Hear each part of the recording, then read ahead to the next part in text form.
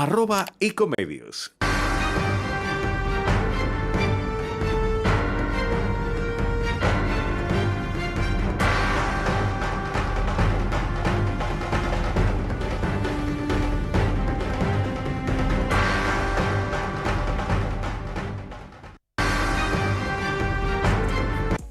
Buenas tardes, bienvenidos a una nueva emisión de esto que es Políticas Públicas 2030, un programa producido integralmente por el Foro para el Desarrollo de las Ciencias, un programa que busca encontrar consensos y proponer propuestas para, valga la redundancia, para el largo plazo y no esta coyuntura que vivimos día a día y en donde, bueno, es todo lo contrario a lo que se busca en este programa. Sin más trámite, lo saludo al doctor Miguel Ángel Secchi, presidente del Foro, y ahí ya lo veo también a un amigo, a Luis Servino, también ahí esperando, así que les doy la palabra a ustedes, que son los que saben en realidad.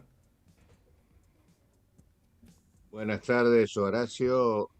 Gracias por tu labor productiva durante la semana y en el día de hoy, y por haber conseguido tenerlo hoy a Luis Servino, cuya agenda sabemos que es muy exigente. Buenas tardes, Luis. Hola Miguel, hola, buenas tardes a toda la audiencia.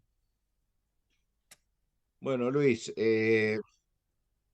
nosotros somos conscientes, que hablo en plural, aunque a veces utilizo la primera persona, de que la situación que estamos viviendo, vos nos vas a ubicar perfectamente la problemática de la salud y la temática que nos toca hoy.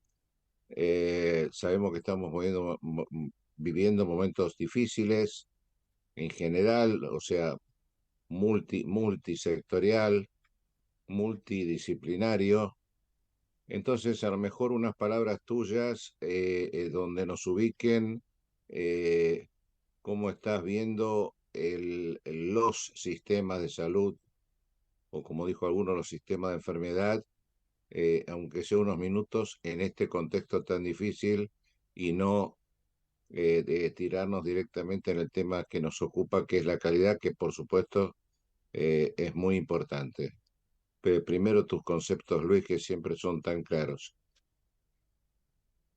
Bueno, realmente como vos adelantaste, estamos viviendo en el país una situación macroeconómica muy compleja, pero que, como a mí me gusta decir, creo que es mucho más grave la consecuencia, que es la situación social que vive el país, con un número de pobreza que alcanzan o superan el 40%. Así que cuando pensamos en términos de salud y los tenemos que mezclar con estos niveles de pobreza, ya tenemos un primer diagnóstico que nunca podemos estar en un buen nivel sanitario. Lo que pasa es que, bueno, a lo largo del tiempo siempre confundimos lo que es salud desde un punto de vista integral con el concepto de atención médica, que es simplemente una pequeña parte de lo que es la salud. Pero la salud en su forma más integral, que tiene que ver con condiciones de vida, con tener trabajo, con tener una vivienda, acceso a un buen nivel de educación y muchas otras cosas más, hoy están en un porcentaje muy alto de la población, están total y absolutamente limitadas o vedadas. Con lo cual, probablemente en los próximos años veamos en indicadores el impacto que tiene este nivel de pobreza en la población. Son cosas que se van traduciendo en indicadores, no en forma inmediata, sino generalmente a lo largo de los años. Entonces, en ese aspecto, el panorama es bastante desalentador y nos obliga a pensar y a tratar de buscar soluciones rápidas para los temas más acuciantes que tienen que ver con este nivel de pobreza, que tiene que ver indudablemente, en primera instancia, les diría, con el nivel de alimentación, sobre todo de los grupos más vulnerables, la niñez, tratar de asegurar por todos los medios que además obviamente, de las condiciones mínimas y básicas de alimentación, se asegure la escolarización.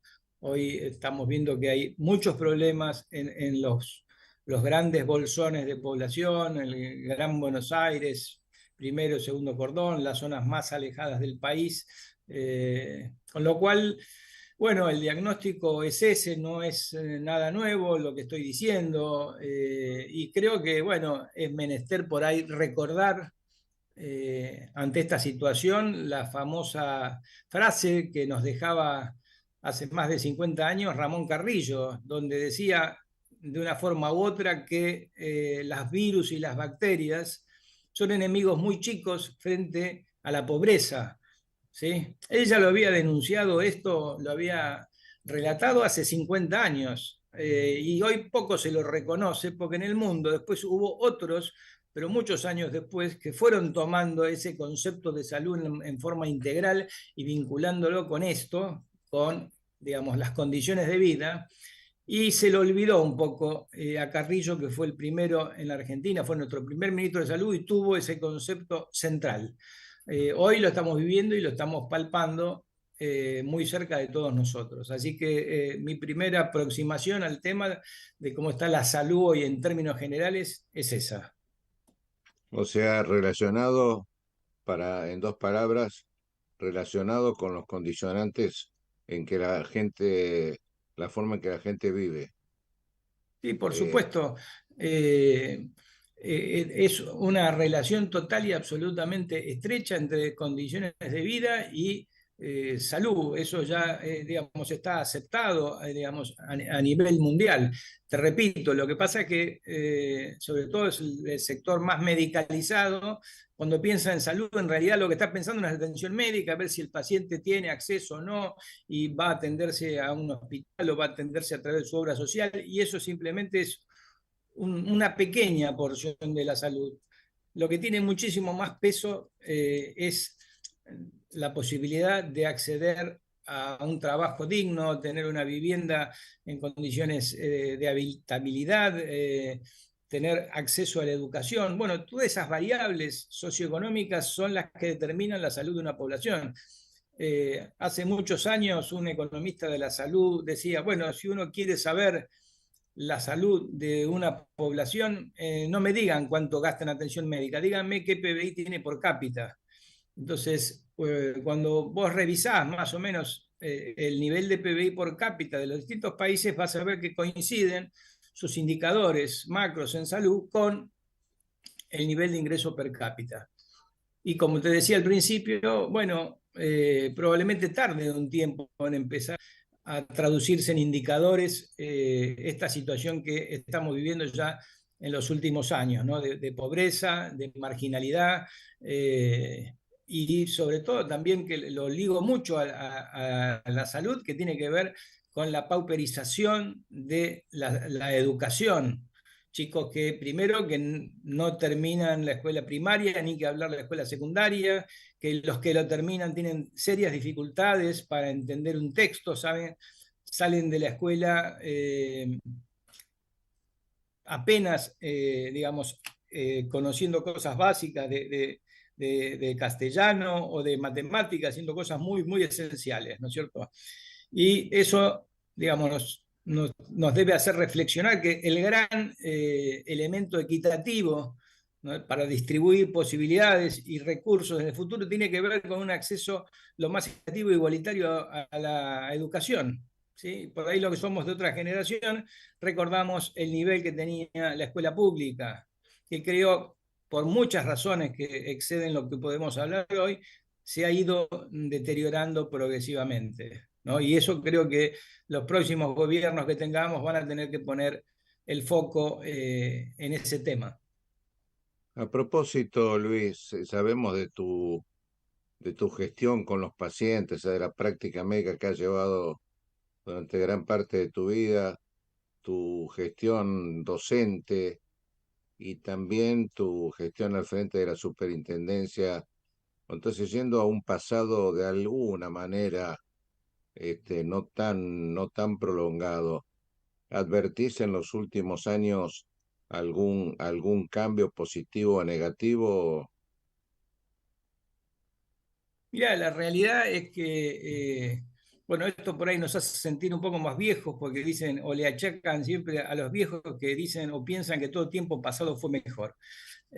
Bueno, tal vez sí, seamos un poco viejos, pero a ver, uno vivió otra Argentina. Los que tenemos por ahí más de 50 años o 60 años, vivimos otra Argentina. El ejemplo que yo te daba, digamos, el nivel de excelencia de la educación, el nivel de excelencia que tuvo la Argentina como país, siendo pionero, ¿no es cierto?, en niveles de alfabetización comparado con otros países de Europa. Y bueno, ahora da la impresión que nos pasó o tuvimos un terremoto y estamos perdidos en el tiempo si nos comparamos con estos países a los cuales durante muchos años tuvimos mejores indicadores, digamos, por ejemplo, bueno, como hablábamos recién en el tema de educación. Por lo tanto, creo que sí hemos sufrido, digamos, un deterioro, es lo que a veces se habla, la gran deuda de la democracia, de que se instaló la democracia sin entrar en partidismos. Bueno, se ha ido deteriorando la situación de los argentinos progresivamente. Y como comentaba antes, bueno, sería motivo de uno o varios programas analizar cuáles fueron las causas que nos llevaron a esta hecatombe, ¿no es cierto? Pero la realidad... que estamos en una situación mala. Yo no veo, digamos, muchas cosas para, digamos, para rescatar de todo este tiempo, porque hay muchas cosas que van pasando, pero que pasan, digamos, espontáneamente en el resto del mundo y que nosotros seguimos la ola. Muchas veces se decía, bueno, en la Argentina disminuyó la mortalidad infantil, pero si uno la compara con países de la región, en todos los países de la región se redujo la mortalidad infantil. ¿Sí? O sea que no lo podemos achacar y decir, bueno, tal gobierno hizo esto, entonces mirá, che, cómo se bajó o no la mortalidad infantil. Hay cosas que forman parte, digamos, de una ola de desarrollo o de mejoras que no dependen específicamente de la acción de algún gobierno. Creo que, bueno, ha habido a lo largo del tiempo algunas mejoras muy puntuales, pero con respecto al tema ya de atención médica, que tienen que ver más con esfuerzos por ahí individuales, con temas muy puntuales en determinadas zonas o áreas, pero que no forman parte de un conjunto de políticas de Estado que nos hagan dirigir en un rumbo correcto, ¿no es cierto? Y eso es lo que por ahí uno nota. Bueno, ya de alguna manera te tomo la palabra de cuando tu agenda lo permita, este tema que abordamos hoy lo seguimos en otros programas, así que hoy podemos trabajar tranquilos, ahora ya entrando de alguna manera con el tema de la calidad, hechas las advertencias que recién nos has dado como un panorama muy global en relación al paciente que es eh, no solamente cuando va a ver al profesional o concurre a la institución médica, sino también cómo vive, cómo come, cómo trabaja, cómo puede cuidar a su familia o cómo estudia. Luis, si hablamos de calidad, ¿se puede empezar, por ejemplo, hablando del equipo de salud, cómo lo estás viendo, eh, al, al, Ahí al... te hago, Miguel, por ahí una reflexión como que sirva como nexo entre lo que veníamos hablando para meternos ya de fondo en el tema de calidad y seguridad del cliente, ¿no? Que ya metiéndonos en el tema de lo que es atención médica, ¿sí? Que les repito, conceptualmente es una parte nada más, es uno de los determinantes de salud de una población, el tema de atención médica. Tenemos que pensar en el sistema que tenemos en la Argentina. Y el sistema que tenemos en la Argentina, esencialmente, lo que se dijo siempre, bueno, tenemos tres subsectores, público, la seguridad social y el sector privado. En realidad, yo les diría que la Argentina es casi bicéfala, porque tiene todos los que tienen cobertura prácticamente lo tienen a través de un modelo de financiamiento que es seguridad social. sector privado puro, es decir, aquel que pone la mano en el bolsillo y va y paga en la ventanilla una cuota, yo creo que no llega al 3% de la población, ¿sí? El resto, o sea, el que no tiene ningún tipo de trabajo formal, es el que va al hospital público. Entonces, con esta visión donde vemos que la mayor parte de la población que tiene hoy cobertura, que yo les diría que está cerca del 65, por ahí, entre el 65 y el 70%, no tenemos a veces muy buenas estadísticas en la Argentina, pero que tienen seguridad social, entendiendo por seguridad social aquel que tiene un trabajo formal y por lo tanto aporta al sistema, que fuera ya sea obras sociales nacionales, obras sociales provinciales, obras sociales que están fuera del control de la superintendencia, como las obras sociales de las Fuerzas Armadas, universidades, etc. Forman parte, como te decía al principio, del concepto de seguridad social, es decir, tiene una estrecha relación con la actividad laboral. Entonces, en un contexto de inflación como el que tenemos, donde el poder adquisitivo del salario se ha ido deteriorando y lo contrarrestamos eso con la famosa inflación médica, y el costo de la atención médica que crece por encima inclusive de este nivel de inflación, esto bueno, ya nos empieza a mostrar que la atención médica que se puede brindar a través de la seguridad social está sufriendo un embate muy, muy complicado.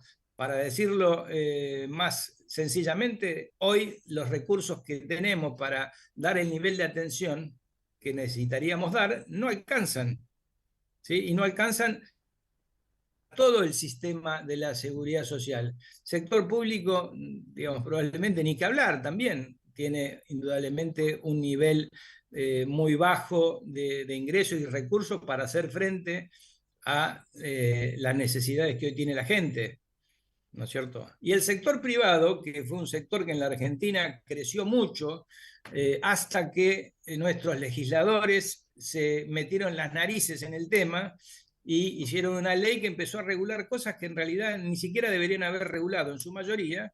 Sector privado también hoy está sufriendo esta deficiencia en los ingresos, ¿no? O sea que cosas que podríamos haber hecho bien, también las hicimos mal.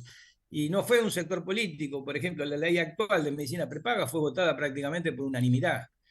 Y vemos, ¿no es cierto?, cuando se produce un aumento de la medicina prepaga, que ahora son bastante frecuentes, aparece siempre en letras de molde en los diarios, cuando en realidad, frente al 40% de pobreza, que le aumenten la cuota a los que forman parte de este segmento ABC1 de la población, realmente me preocupa y me preocuparía muy poco.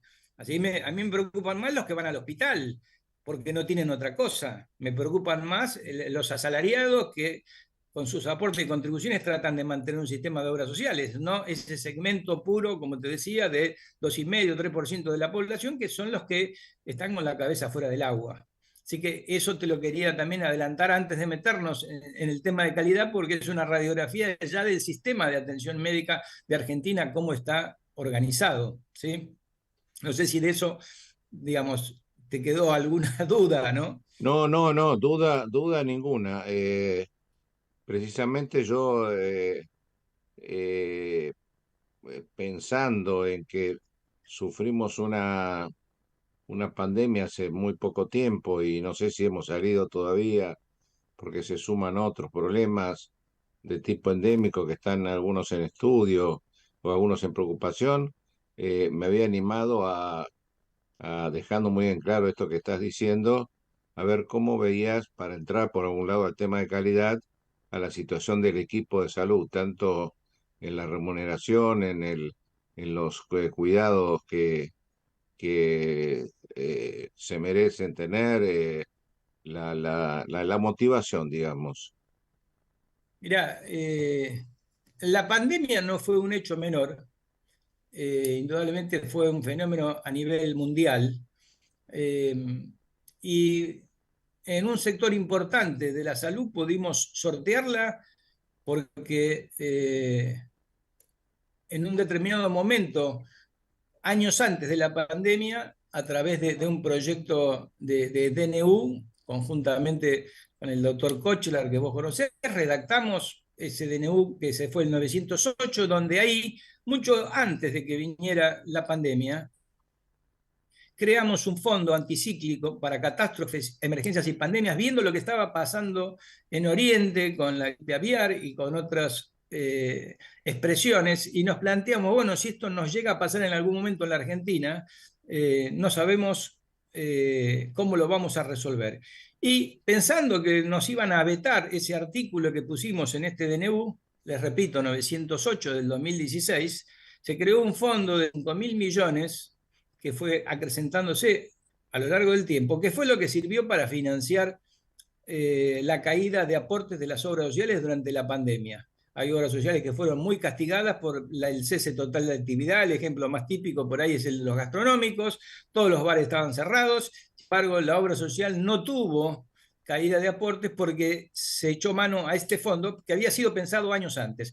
Y esto nos lleva a pensar que bueno, debemos tener y aplicar el concepto de pensamiento estratégico, que fue lo que hicimos. No éramos ningunos iluminados nosotros, simplemente vimos lo que pasaba en el mundo en el momento que nos tocó redactar ese DNU y lo aplicamos. Lamentablemente digo, tuvimos la posibilidad de comprobarlo, que hizo falta ese fondo, ¿no es cierto? Durante la pandemia, indudablemente, pasamos del aplauso a los médicos a las 8 de la noche a aquellos que no querían tener un médico cerca porque querían contagiarse. El sistema de salud, de atención médica, perdón, en la Argentina respondió. No tuvimos las imágenes que vimos por ahí de otros países desarrollados, muchísimo más que nosotros, obviamente, con muertos en la calle o con morgues abarrotadas. Acá fue decorosa el nivel de atención que tuvimos, así que yo creo que fue una prueba y una experiencia que la pasamos realmente bien, gracias a todos los subsectores. Acá no es que uno se lleva la cocarda, acá esto funcionó así realmente.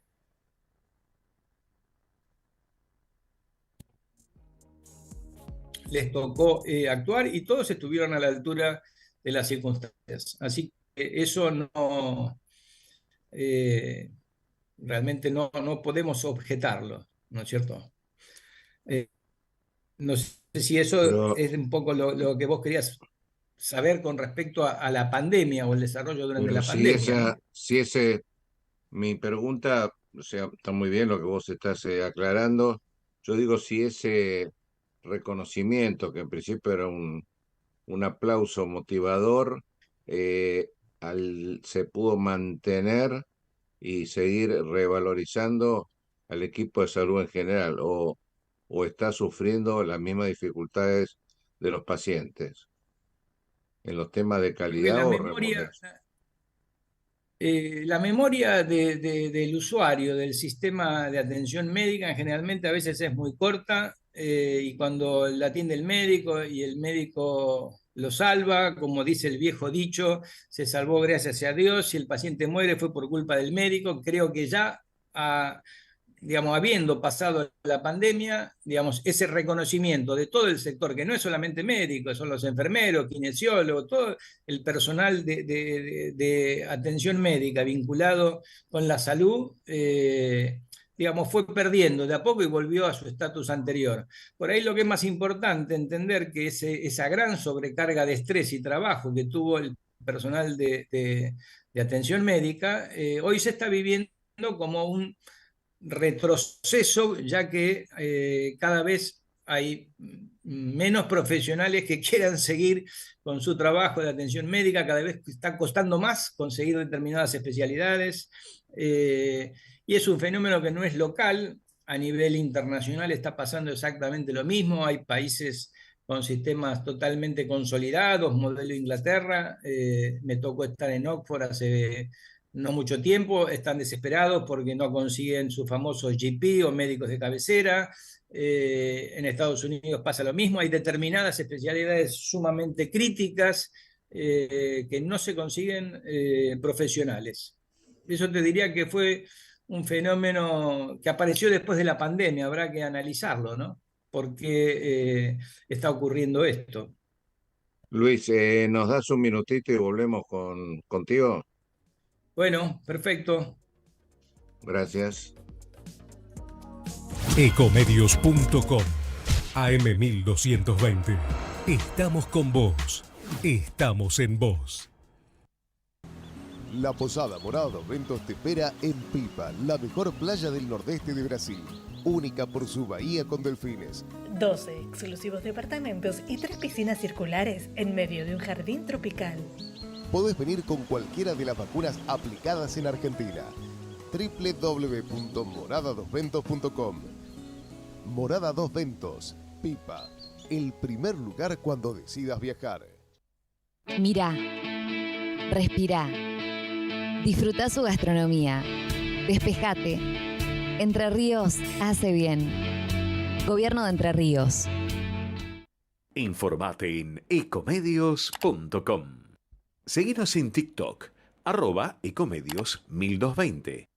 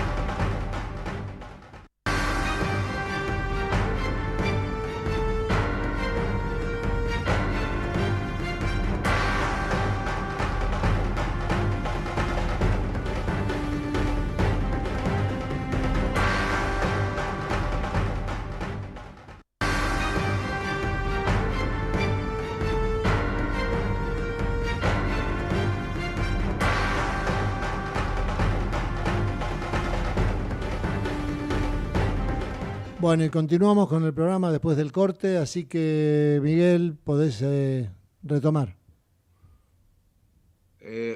Bueno, Luis, ya creo que tenemos un panorama global de la cómo está el sistema de salud en nuestro país. La famosa frase de que no figura, por lo menos en las primeras páginas de la agenda de los políticos. Ayer nomás hubo un hecho lamentable en el Hospital Gutiérrez al explotar una cámara de monóxido de carbono con muchos profesionales y niños que tuvieron que ser derivados. Y esto había sucedido ya hace un año con requerimientos con profesionales que todavía están de licencia y requerimientos de la cámara hiperbárica, todos temas que vos seguramente conocés y esa inversión en la salud pública, en la salud estatal, para llamarla de alguna manera, creo que tiene que ser revisada, como vos bien señalaste, ya que el hospital, llamémosle público para los escuchas, eh, parecería que no tiene las inversiones necesarias. Y luego podemos pasar a lo que vos señalás siempre, que es cuál es el costo de la calidad y de la no calidad tanto en el sistema público o privado. Te tiré dos cosas pero con total libertad, Luis, Mirá, ordenate como. sí, es lamentable esto que pasó en el hospital, pero bueno, parece que Dios es argentino porque deberían pasar muchas más cosas de las que pasan, ¿no es cierto? Porque el tema básicamente de la calidad y de la seguridad a nivel de atención médica depende, yo creo que de tres grandes elementos, ¿sí? Uno que tiene que ver con la capacitación del recurso humano, cosa que, bueno, nuestro amigo que hoy no está, pero el doctor Jorge Neira, desde la Academia de Medicina, ha hecho un trabajo incansable desde hace muchos años con la certificación y recertificación profesional. Es decir, nosotros necesitamos, para que haya calidad, una excelencia en recursos humanos, tanto médicos como de las otras especialidades vinculadas con la salud, enfermería, kinesiología, odontología, etc. También necesitamos un nivel de infraestructura adecuado, ¿sí? Todo esto yo te lo voy a ir por ahí asimilando a la política de aviación. Vos, indudablemente, para manejar un avión necesitas un muy buen piloto, un piloto entrenado y que se mantenga entrenado durante esta actividad. Eso hay que homologarlo a la capacitación, a lo que sería la certificación de nuestros profesionales. Primer tema, necesitas esta infraestructura que yo te digo, es tener el avión en condiciones, más allá de los años que tenga en ejercicio, pero tener la infraestructura de salud, ya sea clínica, hospitalaria, hasta un centro médico que esté en condiciones y adaptados a las necesidades.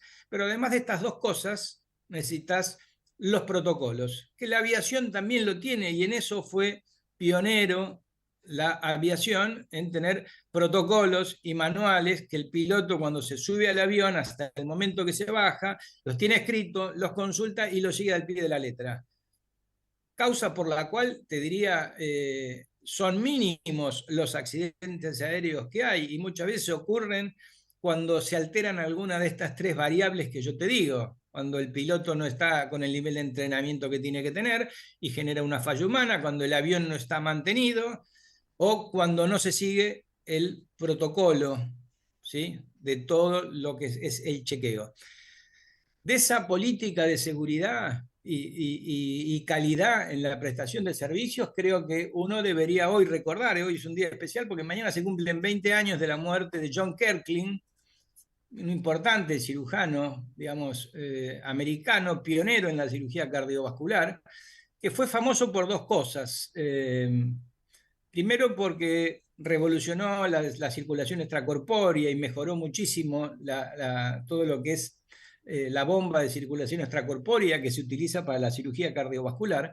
Pero mucho más interesante, aparte de ese aporte, fue lo que Kirkland hizo, sobre todo en el Children de Boston, donde fue jefe, que es utilizar esta política de la aviación en cada cirugía, desde que llegaba el paciente hasta que terminaba el último punto y el paciente salía del quirófano, seguir paso por paso todo el protocolo, ¿sí? Y esto, que parece algo teatral, y algunos intentaron hacerlo con éxito en la Argentina, sobre todo en lo que es la cirugía cardiovascular pediátrica, bueno, lo llevó, por ejemplo, a tener las mejores estadísticas de morbimortalidad en cirugía cardiovascular, y ni que hablar en cirugía cardíaca pediátrica, que es muchísimo más compleja que la cirugía de adultos, ¿no es cierto? Ahora, bien, estos tres elementos que te decían, que es la calidad de la infraestructura, la capacitación del recurso humano y los protocolos a seguir, te pueden dar resultados que yo a veces llamo el resultado en islas. Es decir, vos tenés hoy en la Argentina por ahí un 4, un 5% de lugares de toda la Argentina, ¿no? Es un número muy exiguo, que por ahí cumplen con estas condiciones. Por eso son islas dentro de un panorama general donde daría la impresión que no interesa mucho la calidad y la seguridad. Entonces, para que esa experiencia individual de prestadores que inclusive han recurrido a la Joint Commission, que es la entidad que acredita a los hospitales en Estados Unidos, para aprobar esa acreditación en la Argentina, te digo, me sobran los dedos de una mano para contarlas, para trasladar esa experiencia a que sea una experiencia general en todo nuestro sistema de atención médica, hacen falta un montón de condicionantes más, aparte de estos tres que te estoy diciendo. Y la primera creo que es la identificación por parte de nuestros políticos de que esto es un problema. Vos lo comentabas hace un rato, es decir, como no está dentro de la agenda de la gente, o no está en los primeros lugares, sino está en séptimo, octavo lugar el tema de la salud y de la atención médica, los políticos no levantan esto ¿sí? Y probablemente se vayan a atender toda nuestra clase política a este 5 o 6% de prestadores que funcionan como isla y que tienen una calidad bastante buena.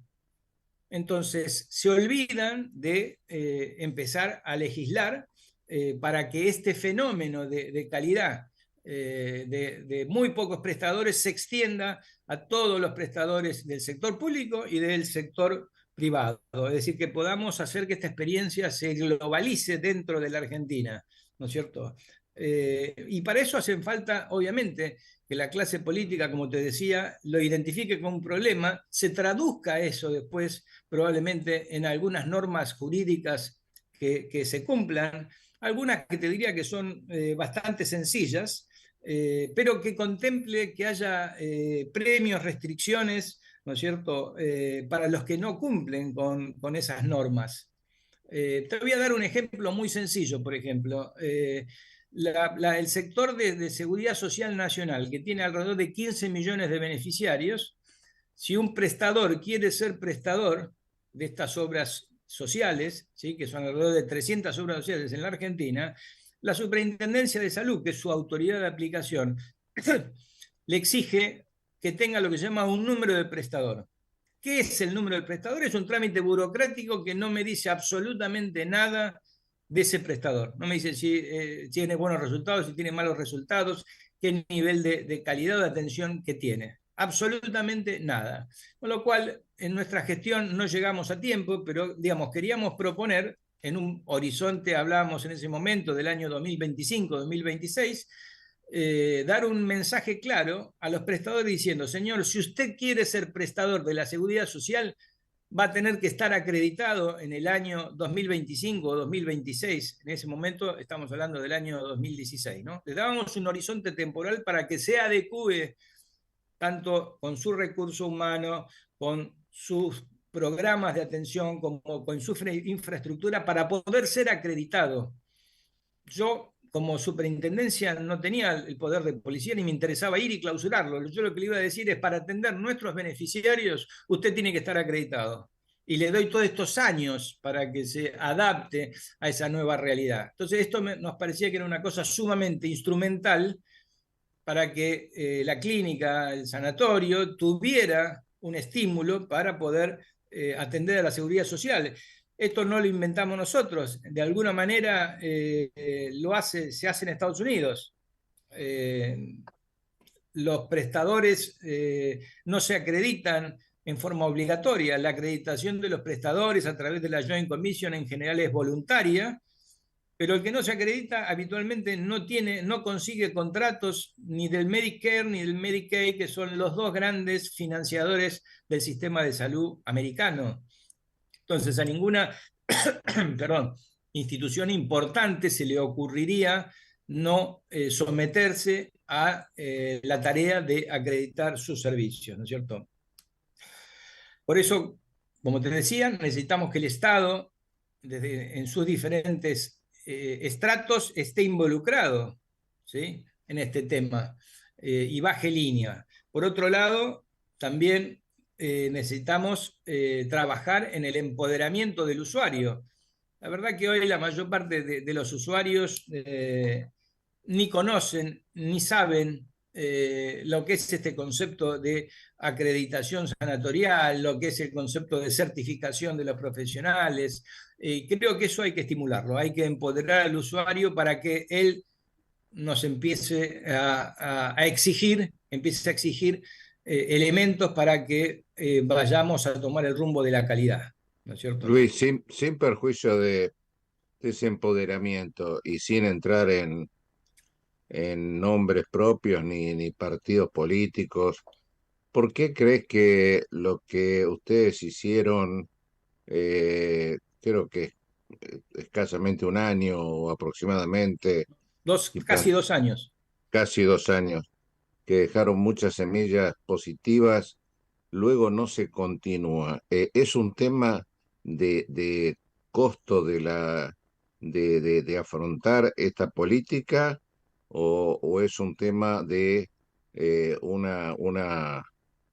no sé, digamos, de una ideología donde no se tiene clara que la salud pública es la estatal y la privada en conjunto. No sé, quiero un pensamiento tuyo. Mira, el Repito, pensamiento mío, me haces una pregunta que es muy fácil porque yo ya la tengo, digamos, elaborada desde hace muchos años. Como me preguntaste recién, yo estuve en un proceso de 4 años, estuve 2 años al frente de la superintendencia. Es decir, que cuando yo me voy no cambia un gobierno. Por lo tanto, las políticas que nosotros diseñamos desde hacía 4 o 5 años antes de llegar a la superintendencia, conjuntamente con el que fue ministro, que es el doctor Lemus, al cual le mando un gran saludo, no es que nos sentamos en el sillón de la superintendencia y nos pusimos a pensar lo que había que hacer, hacía años que lo veníamos pensando. Y por eso lo llevamos adelante, como lo podría haber llevado adelante cualquiera de los que forman parte del Instituto de Investigaciones de la Seguridad Social. Me tocó a mí y yo lo llevé adelante. Pero en la mitad de la gestión, cuando el grupo se retira, viene gente de la misma línea política. Y las grandes cosas que habíamos logrado las dejaron archivadas. La causa, porque me decís, ¿por qué es? Y bueno, yo te diría que hay un tema de un déficit técnico muy grande, para decirlo como un eufemismo, de los técnicos. Y además eso lo que revela es otro problema de la clase política nuestra, que atraviesa transversalmente a todos los sectores. Hay un desprecio total y absoluto por los cuadros técnicos. ¿Está? Imagínate, por ejemplo, al frente del PAMI, que es el tercer presupuesto más grande de la Argentina, y te diría, estamos con las analogías de la aviación, es más difícil, te diría, manejar el PAMI que manejar un jumbo. Sin embargo, los políticos lo primero que hacen es poner a los amigos. No se ponen a pensar a ver quiénes son los más capacitados o el equipo más capacitado para que esté al frente, por ejemplo, del PAMI, por ejemplo, al frente de la superintendencia. Y así te puedo hacer un listado, el rosario de todas las instituciones, digamos, que son gubernamentales, que forman parte del Estado, donde lo que se ponen son amigos. Y lamentablemente la mayoría con un nivel de intelectual bastante limitado y con un vuelo intelectual limitado. Y por eso no pasa lo que nos pasa. Esta es la realidad. No busquemos que hay grandes poderes que impiden hacer cosas. No, la mayor fuerza que impide desarrollarnos es el bajo nivel intelectual habitualmente de los funcionarios puestos por políticos, en general porque son amigos o conocidos. Y eso te diría que es uno de los grandes problemas que tiene la Argentina. Si revertimos, vamos a seguir chocando la calecita. A ver, esto es así. yo te comentaba esto, Luis, No sé si te contesté. Sí, perfecto. Aún conociendo la historia y del esfuerzo que hicieron ustedes durante esos 2 años y alguna administración anterior, también de algún integrante del grupo. Pero estaba tratando de relacionar, me enganché en forma muy motivante con el tema del empoderamiento, porque ese empoderamiento hoy está teniendo digamos, una canalización que no es del todo positiva, porque aparece el abogado con el conflicto y el litigio a partir de ese empoderamiento. Entonces, la calidad es una vacuna contra estos gastos que se producen a partir de los amparos o de las acciones por responsabilidad profesional. Este es el meollo de la cosa, porque el que está empoderado, si tiene un abogado, ya tenemos una especulación que llega a manos de un juez y posiblemente se enriquezca más el abogado que el paciente que sufrió el problema. Esto lo digo clave, creo que conocés mi pensamiento de hace muchos años. Mirá, por ahí disiento un poquitito del tema. Sí, yo creo que en primera instancia la calidad trabaja en la seguridad del paciente, y en la Argentina me da la impresión que hoy por hoy no existe la cultura de juicio de responsabilidad civil como existe en un país como Estados Unidos, que tiene un gran nivel digamos, en muchas instituciones de calidad y seguridad para el paciente, y tienen una vocación por hacer juicios de responsabilidad mucho más grande que la Argentina. Yo creo que en el ámbito de lo que es atención médica, es más, te diría que hasta debería haber más juicios de los que hay. Mirá lo que te digo, conociendo desde adentro los niveles de atención médica y muchas veces las cosas que se hacen, que nuestros colegas hacen, uno diría, uy, caramba, qué raro que esto no terminó en un juicio. La gente en general no tiene, o históricamente por lo menos no tenía, una gran cultura de salir corriendo al abogado. Pero bueno, yo creo que no hay que ir en contra del empoderamiento por miedo a que el paciente el día de mañana me haga un juicio. El paciente debe conocer sus derechos, sus obligaciones y debe conocer un montón de cosas del sistema de atención médico para poder, digamos, moverse con libertad. Bajo ningún punto de vista creo que ese empoderamiento estimule los juicios de responsabilidad civil o como la gente llama habitualmente de mala praxis. Y mi visión hoy es que si nos ponemos un poquito estrictos debería haber mucho más juicios de responsabilidad civil de los que hay. ¿Sí? Así que no sé si con eso te contesto, No, ¿no es cierto? está Porque otra perfectamente. cosa, perdón, otra cosa Sí. son los amparos que hay, digamos, vinculado con acceso a prestaciones, que eso sí, ha habido un crecimiento, digamos, vinculado a una orfandad de normas jurídicas que permitan a los jueces fallar como corresponde, ¿no es cierto? Yo tengo en ese sentido una visión muy particular que no coincide con la mayoría. Desde hace años se viene, digamos, cuestionando el accionar o los fallos de los jueces en los amparos, lo cual en ciertos casos tienen razón, hay amparos o fallos que son vergonzosos, pero hay muchos que el juez debe fallar de esa manera porque no tiene un marco jurídico donde ir a abrevar para dictar una sentencia, ¿no? Y tienen que ver básicamente con un programa médico obligatorio que está vigente en Argentina para toda la seguridad social y para todo el sistema de medicina prepaga, que es un flan y que no tiene fuerza de ley y que la propia Corte Suprema se encargó de decir que simplemente era un piso, con lo cual dejó abierto para que cualquier persona le pueda pedir a su financiador lo que quiera. O sea que no es una problemática del juez si nosotros no logramos hasta ahora eliminar ese programa médico obligatorio que cumplió su ciclo y transformarlo en una canasta explícita de servicio para que el juez diga, bueno, esto está en esta canasta, hay que dárselo. No está en la canasta, señor, esto no le corresponde, y si usted quiere, de última, hágale un amparo al Estado, provincial o nacional, que es el garante constitucional de su salud, y no a su obra social o su prepago. ¿No es cierto? Entonces, ahí es donde creo que hay que apuntar los cañones. Yo apuntaba justamente a eso, a la responsabilidad del Estado, por lo menos como una coparticipación con el ente financiador que se encuentra con un fallo de la Corte que dice que el PMO la canasta es un piso, pero aparte legislación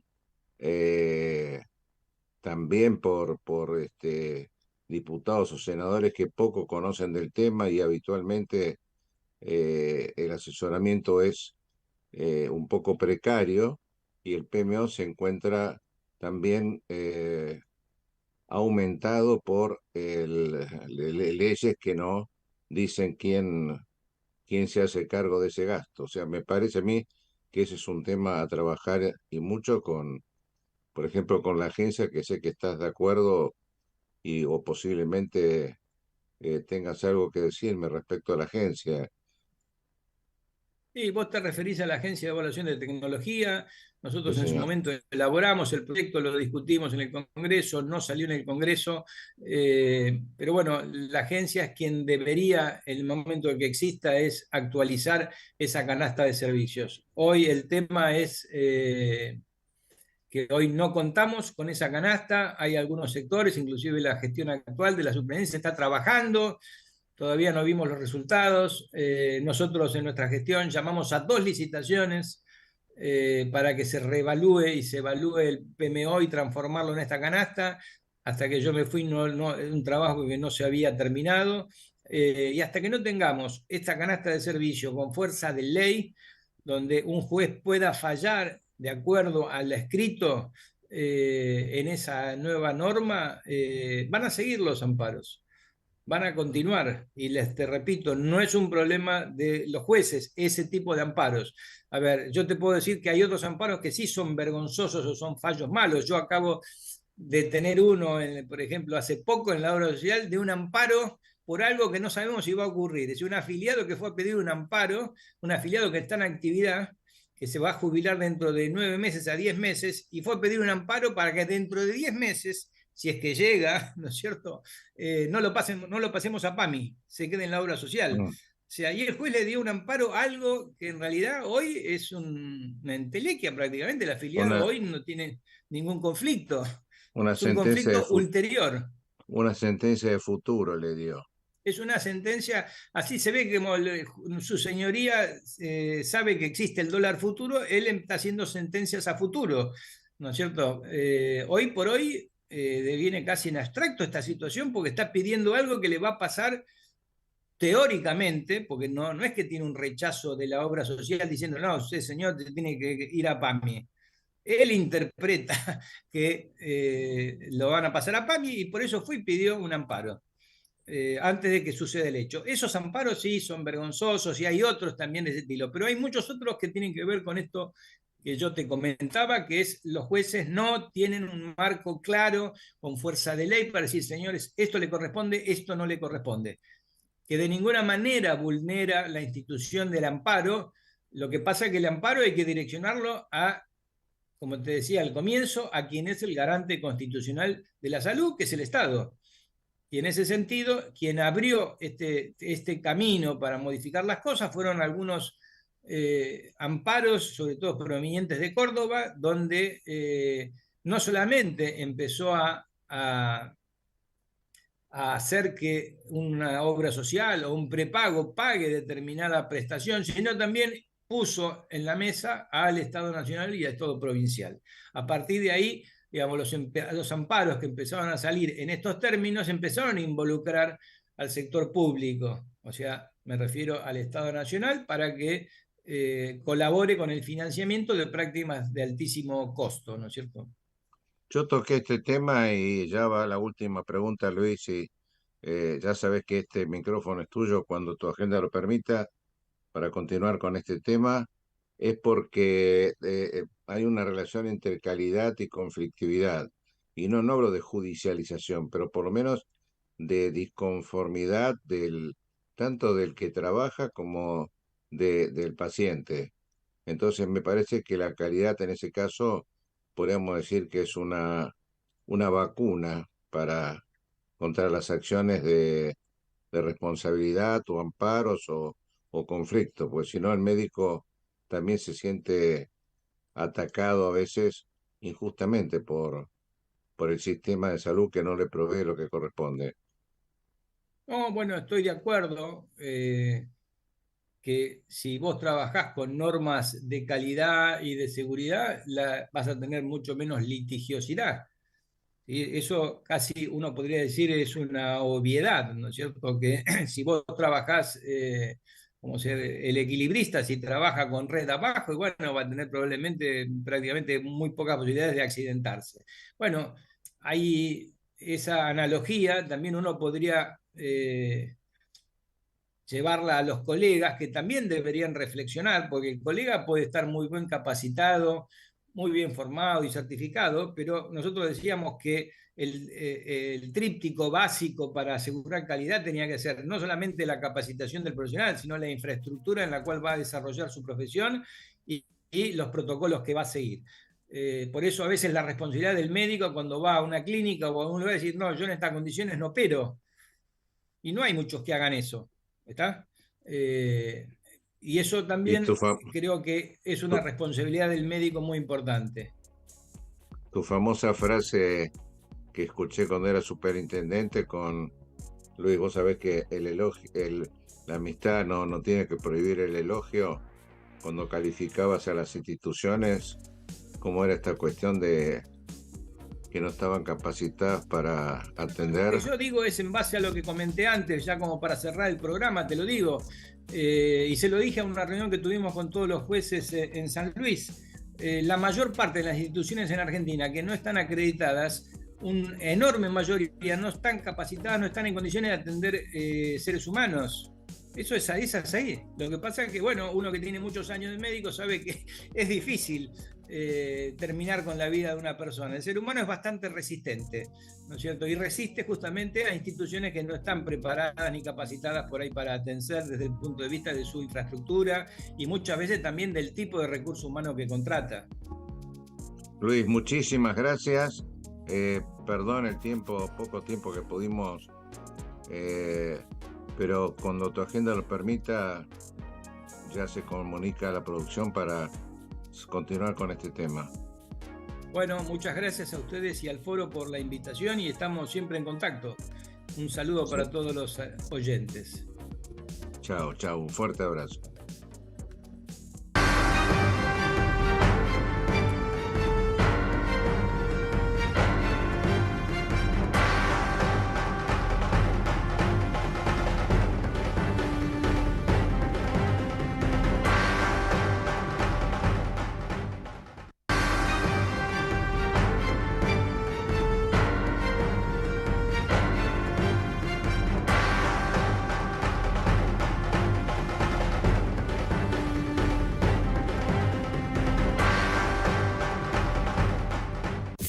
Desde Buenos Aires, transmite LRI 224, AM 1220, Ecomedios.